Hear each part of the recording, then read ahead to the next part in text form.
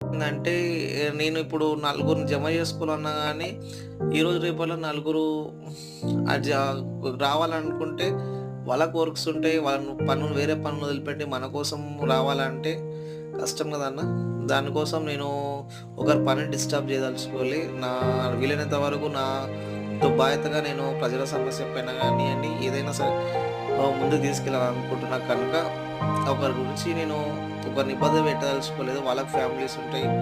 వాళ్ళకి వర్క్స్ ఉంటాయి. ఇప్పుడు వాళ్ళు గూడా ఒక డ్యూటీని వదిలిపెట్టుకొని మన తోడుకొచ్చినప్పుడు, వాళ్ళని గూడా మనం చూసుకోవాల్సిన బాధ్యత ఉంటది.